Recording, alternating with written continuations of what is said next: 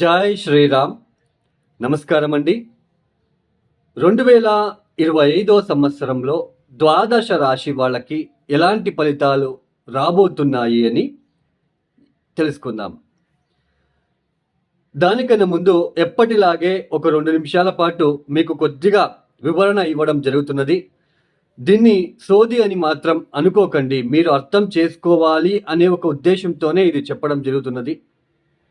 Concept మీకు అర్థమవుతేనే మీకు కూడా అర్థమవుతుంది, మీరు కూడా అర్థం చేసుకోగలుగుతారని ఒక ఉద్దేశం నాది, అంతే.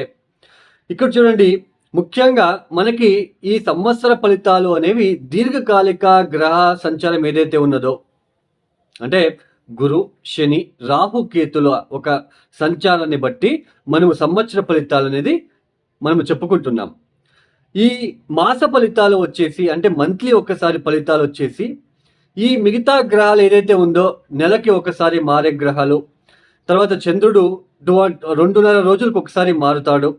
తర్వాత ఈ ఒక కుజుడు 45 రోజులకు ఒకసారి మారుతాడు. ఇలా ఈ ఒక గ్రహాలని బట్టి మనము ఈ మాస ఫలితాలు అంటే మంత్లీ రిజల్ట్స్ అనేది చెప్పుకుంటున్నాం. అయితే ఈ ద్వాదశ రాశుల వాళ్ళందరికీ కూడా, అంటే ఈ సంవత్సరంలో 2025 సంవత్సరంలో ఈ ఒక రాశి వాళ్ళకి అద్భుతమైన ఫలితాలు అని మనం చెప్పుకుంటున్నాం. అయితే అందరికీ కూడా అలాగే ఉంటున్నదా? ఇప్పుడు వృషభ రాశి వాళ్ళకి 2025 సంవత్సరంలో చాలా అద్భుతంగా ఉంటుంది. 2025 సంవత్సరం మొత్తం కూడా వృషభ రాశి వాళ్ళకి చాలా బాగుంటుంది. అయితే వృషభ రాశిలో పుట్టిన వాళ్ళందరికీ కూడా ఒకేలాగా ఫలితాలు అందరికీ కూడా బాగా ఉంటుందా? అలా ఉండదండి. ఎందుకు అంటే స్వజాతకం, వాళ్ళ ఒక జాతకం అనేది చాలా ఇంపార్టెంట్. వాళ్ళ పుట్టిన తేదీ, ఏ నెలలో పుట్టారు, ఏ సంవత్సరంలో పుట్టారు, ఆ రోజు ఎన్ని గంటలకు పుట్టారు, ఇది మనకి చాలా ఇంపార్టెంట్. ఆ ఒక సమయానికి, వాళ్ళు పుట్టిన సమయానికి ఏ లగ్నం ఏర్పడింది, ఏ నక్షత్రం ఏర్పడింది, ఏ దశాభుక్తి ప్రారంభమయ్యింది. దశాభుక్తి అంటే ఏంటి? ఒక వ్యక్తి జన్మించిన సమయంలో ఏ రాశిలో ఏ నక్షత్రంలో పుట్టి ఉంటారో, ఇప్పుడు ఫర్ ఎగ్జాంపుల్ ఒక వ్యక్తి మఖా నక్షత్రంలో పుట్టాడు. మఖా నక్షత్రం పుట్టాడు కాబట్టి ఆయనకు కేతు మహాదశ ప్రారంభమవుతుంది. అంటే కేతు మహాదశలో పుట్టాడు. అది పాదాలు బట్టి, మఖా నక్షత్రం 3వ పాదమా, 2వ పాదమా, 4వ పాదమా, ఈ పాదాలు బట్టి కేతు మహాదశ బ్యాలెన్స్ దశ ఎన్ని రోజులు ఉంటుంది అనేది తెలుసుకుంటాం. ఇలా కేతు దశ అయిపోయిన తర్వాత శుక్ర మహాదశ 20 సంవత్సరాలు, తర్వాత సూర్య మహాదశ, తర్వాత చంద్ర మహాదశ. చంద్రుడు అయిపోయిన వెంటనే కుజుడు వస్తాడు. కుజుడు అయిపోయిన వెంటనే రాహు వస్తాడు. రాహు అయిపోయిన వెంటనే గురు వస్తాడు. ఇలా దశాభుక్తులు ఒక్కొక్కటే మారుతూ వెళ్తూ ఉంటుంది. ఈ దశాభుక్తి సమయంలో ఇప్పుడు ఫర్ ఎగ్జాంపుల్ శుక్ర మహాదశ ప్రారంభమైంది. శుక్రుడు మీ జాతకంలో యోగకారకుడా, మంచి ఒక స్థానాల మీద ఉంటున్నాడా? మీరు పుట్టినప్పుడు మంచి స్థానాల్లో ఉంటే ఆ 20 సంవత్సరాలు కూడా శుక్ర మహాదశ చాలా బాగుంటుంది. శుక్రుడు అంటే ఏంటి? కళాకారకుడు. తర్వాత లగ్జరీ వెహికల్స్ కావచ్చు, మంచి గృహాలు కావచ్చు, మంచి ఉద్యోగం కావచ్చు, భార్యతో మంచిగా ఉండడం కావచ్చు, మంచి భార్య కావచ్చు. ఇలా కొన్ని ఈ యొక్క శుక్రుడు మనకి అంతా కూడా మంచి ఫలితాలు ఇస్తాడు. అదే మనకి శుక్రుడు బాలేకుంటే సో దాని రివర్స్, అంటే వైఫ్తో చాలా ఇబ్బందులు, స్త్రీలతో ఇబ్బందులు. తర్వాత ఈ షుగర్ వ్యాధి రావాలి అన్నా ఈ శుక్రుడు గురుగ్రహమే కారణము. సో ఇలా మనము కొన్ని దశాభుక్తులు వచ్చినప్పుడు కొంచెం ఇబ్బందులు పడుతూ ఉంటాం. ఎందుకంటే ఆ గ్రహ మనకి బాలేక ఉన్నప్పుడు, పుట్టినప్పుడు మనము, అంటే ఆ గ్రహము బలహీనంగా ఉన్నప్పుడు మనం పుట్టి ఉంటే సో ఆ దశ అనేది మనకి యోగించదు. ఇప్పుడు ఇంకొకటి కూడా మీకు చెప్పడం జరుగుతున్నది. ఇప్పుడు ఒక వ్యక్తికి శని మహాదశ ప్రారంభమైంది. ఆ వ్యక్తి జాతకంలో శని బలిష్టంగా ఉన్నాడు అని అనుకుందాం. శని మహాదశ ప్రారంభమైన తర్వాత శని మహాదశ పర్లేదు, బాగానే జరుగుతూ ఉంటుంది. సడన్గా కొన్ని రోజులు అయిన తర్వాత శని మహాదశ కూడా కొద్దిగా ఇబ్బంది పెట్టడానికి ప్రారంభం చేస్తుంది.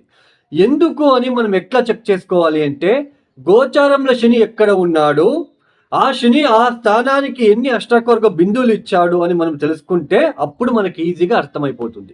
ఇప్పుడు ఫర్ ఎగ్జాంపుల్ వృషభ లగ్నం, వృషభ రాశి వాళ్ళకి ఈ లాభస్థానంలో శని సంచారం చేస్తున్నాడు. అంటే మార్చ్ అంటే 2025 మార్చ్ తర్వాత లాభస్థానంలో శని యొక్క సంచారం జరుగుతున్నది. ఈ శని లాభస్థానంలో వచ్చినప్పుడు నవమాధిపతి దశమాధిపతి లాభస్థానంలో అంటే ఉద్యోగంలో అభివృద్ధి, వ్యాపారంలో అభివృద్ధి, మంచి ఆర్థిక అభివృద్ధి అనేది చూస్తాం. బట్ అందరికీ కూడా వృషభ రాశి వృషభ లగ్నంలో పుట్టిన వాళ్ళు అందరికీ కూడా సేమ్ ఫలితాలు వస్తాయా? కాదు. లాభస్థానంలో శని ఎన్ని బిందువులు ఇచ్చాడు దాని మీద ఫలితాలు అనేది వస్తాయి. ఒకవేళ 0, 1, 2 ఇచ్చి ఉంటే ఆదాయం తక్కువగా ఉంటుంది, ఇబ్బందులు ఉండవు, బట్ తక్కువ ఉంటుంది. ఆయన ఇచ్చే ఫలితాలలో తక్కువ ఇచ్చేస్తాడు అంతే. సో ఇది అండి దశాభుక్తి. ఒక దశాభుక్తి జరుగుతున్నప్పుడు ఆ దశాభుక్తి, ఆ దశకి సంబంధించిన గ్రహము గోచారంలో ఎక్కడ ఉంది అది కూడా మనం చూసుకుంటే అప్పుడు మనకి ఈజీగా మనకి అర్థమవుతుంది అనే ఇక్కడ నా ఒక వివరణ. చూడండి, ఇప్పుడు 2025 మార్చి 30వ తేదీ 7 గ్రహాలు మీన రాశిలో కలవబోతున్నారు. మనకి కరోనా కన్నా ముందు పంచగ్రహ కూటమి ఏర్పడింది. ఇప్పుడు ఏకంగా 7 గ్రహాలు మీనరాశిలో కలవబోతున్నారు. అంటే కాలపురుష చక్రం నుంచి 12వ స్థానం అవుతుంది మీనరాశి. ఈ మీనరాశి 12వ స్థానం. మీనరాశికి అధిపతి ఎవరు? గురువు. గురువు అంటే నో లిమిట్. ఆయన ఇచ్చే ఫలితాలలో లిమిట్ అనేది ఉండదు.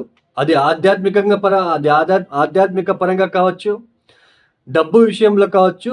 గురువు అంటే ఇస్తూనే వెళ్తూ ఉంటాడు. అంటే there is no limit in 12th house. గురువు కాబట్టి గురువు ఇచ్చే ఫలితాలు. అప్పులు ఇస్తాడా? అప్పులు ఇస్తూనే ఉంటాడు. రోగాలు ఇస్తాడా? రోగాలు ఇస్తూనే ఉంటాడు. అంటే మన జాతకంలో గురువు బలహీన పడినప్పుడు అలాంటి ఫలితాలు. గురువు బాగుంటే డబ్బు ఇస్తూనే, అభివృద్ధి ఇస్తూనే వెళ్తూ ఉంటాడు. అంటే దెర్ ఇస్ నో లిమిట్. గురువు స్థానంలో శని వెళ్తున్నాడు. శని అంటే ఏమిటి? Restriction planet. ఇంతే కావాలి, ఇంతే. దెర్ ఇస్ సమ్వాట్ లిమిటేషన్స్ అనేది ఉంటుంది. ఇంతే లిమిట్, ఇంతే కావాలి, ఇంతే ఇవ్వాలి. అది 12వ స్థానంలో జరుగుతున్నది. దట్టు 7 గ్రహాలు మార్చి 30వ తేదీ కలవబోతున్నారు. ఇక ఈ వీడియో కనుక చేస్తే ఇంకా మీరు అప్సెట్ అవుతారని ఒక వీడియో కూడా చేయట్లేదు ఇంకా. సో ఈ ఒక 2025 సంవత్సరంలో ద్వాదశ రాశి వాళ్ళకి ఈ యొక్క శని గ్రహం వచ్చేసి ముందుగా 2025 మార్చి 30వ తేదీ మీనరాశిలో సంచారం ప్రారంభం చేయబోతున్నారు. 2025 మే 14వ తేదీ గురువు గారు మిథున రాశికి వెళ్ళి సంచారం ప్రారంభం చేయబోతున్నారు. 2025 మే 18వ తేదీ రాహువు కుంభరాశిలో, కేతువు సింహరాశిలో సంచారం చేయబోతున్నారు. ఈ ఒక గ్రహ సంచారం వల్ల ద్వాదశ రాశి వాళ్ళకి ఎలాంటి ఫలితాలు రాబోతున్నాయో ఒక్కొక్కటి తెలుసుకుంటూ వెళ్దాం. కన్యా రాశి. ఈ కన్యా రాశి వాళ్ళకి ముఖ్యంగా 2025 సంవత్సరంలో శని భగవానుడు చూసుకుంటే 2025 మార్చ్ 29వ తేదీ వరకు 6వ స్థానంలో, తదుపరి 7వ స్థానంలో. గురువు గారిని చూసుకుంటే 2025 మే 13వ తేదీ వరకు 9వ స్థానంలో, తర్వాత 10వ స్థానంలో. రాహుకేతులను చూసుకుంటే 2025 మే 17వ తేదీ వరకు రాహు మీనంలో, తదుపరి కుంభంలో. కేతువు కన్యా రాశిలో, తదుపరి సింహరాశిలో సంచారం. మొత్తానికి 2025 సంవత్సరంలో మే 18వ తేదీ నుంచి జన్మరాశిలో ఉంటున్న కేతువు మిమ్మల్ని వదిలి వెళ్ళిపోతున్నాడు, వ్యయస్థానానికి వెళ్ళిపోతున్నాడు. జన్మరాశిలో ఏదైతే ఈ సంచారం మీరు చూశారో, ఈ జన్మరాశిలో కేతు వచ్చినప్పుడు కొద్దిగా డిస్టర్బెన్సెస్ అనేది బాగా ఉంటుంది. ఇక మీద ఆ డిస్టర్బెన్సెస్ తగ్గడానికి అవకాశాలు ఉంటాయి. ఇక మనకి 7వ స్థానంలో శని వస్తున్నాడు. మనకి పంచమాధిపతి షష్టాధిపతి అవుతున్నాడు కాబట్టి కన్యా రాశి వాళ్ళకి 7వ స్థానంలో శని యొక్క సంచారము పెద్దగా డిస్టర్బెన్సెస్ అయితే ఉండదు. అయితే అష్టకవర్గ బిందువులు చూసుకోండి. 7వ స్థానం అంటే ఏంటి? మనకి భార్యాభర్తల స్థానము, అంటే పార్ట్నర్ స్థానము. తర్వాత వ్యాపార రీత్యా ఎలా ఉంటుంది, తర్వాత ప్రయాణాల విషయాలు ఎలా ఉంటుంది, ఇవన్నీ కూడా మనకి 7వ స్థానంలో చూసుకుంటాం. అలాంటి 7వ స్థానంలో శని వచ్చినప్పుడు రిస్ట్రిక్షన్ ప్లానెట్. ఇది రిస్ట్రిక్షన్ ప్లానెట్ కాబట్టి భార్యాభర్తల మధ్య కొంచెం అనేది డిస్టెన్స్ అనేది పెరుగుతుంది. కొద్దిగా ఆ ప్రేమ సఖ్యత అనేది కొద్దిగా తగ్గడానికి అవకాశాలు ఉంటాయి తప్ప స్టడీగా ఉంటుంది. బట్ అక్కడ అష్టకవర్గ బిందులు చూసుకోండి. సప్తమ స్థానంలో ఏదైనా గ్రహం ఉందా, శనికి సంబంధించిన శత్రు గ్రహం ఏమైనా ఉందా చూసుకోండి. ఏ కుజుడో, ఏ కేతువో, ఏ సూర్యుడో ఉంటే కొద్దిగా మ్యారేజ్ రీత్యా డిస్టర్బెన్సెస్, అంటే హస్బెండ్ అండ్ వైఫ్ విషయంలో డిస్టర్బెన్సెస్ ఏర్పడడానికి అవకాశాలు ఉంటాయి. అంతే తప్ప శని ఒక్కడే అక్కడ ఉంటే పెద్దగా మేజర్గా డిస్టర్బెన్సెస్ అయితే ఉండవు. అష్టకర్గ బిందులు 0, 1, 2 ఇచ్చి ఉంటే కొద్దిగా డిస్టర్బెన్సెస్ లాగా ఫీల్ అవుతారు. బట్ 4, 5, 6 బిందువులు ఇచ్చి అక్కడ ఏ ప్లానెట్ లేదంటే ఇబ్బంది పడకండి, టెన్షన్ ఫీల్ అవ్వకండి. ఇక దశమ స్థానంలో గురువు గారి యొక్క సంచారం ఉద్యోగం రీత్యా కొద్దిగా ఆటంకాలు.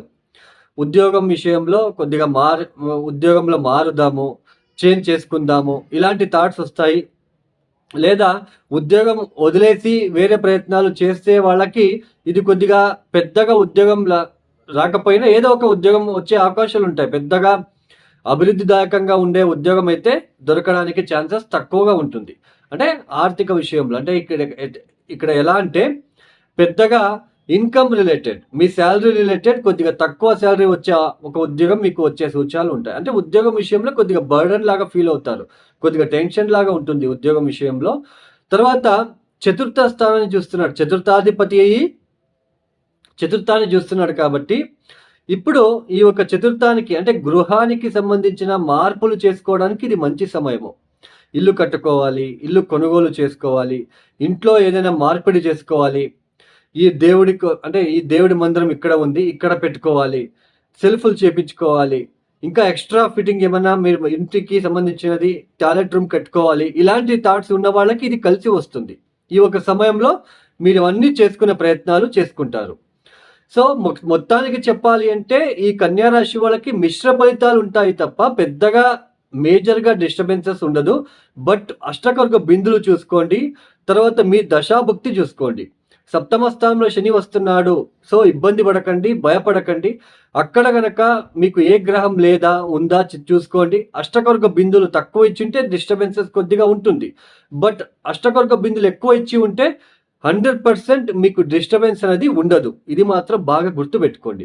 ఇక 6వ స్థానంలో రాహు ఒక సంచారం మీకు మంచి ఫలితాలు వస్తుంది. బట్ అప్పులు చేయకండి, అప్పులు చేసి బిజినెస్లో ఇన్వెస్ట్మెంట్ చేయకండి.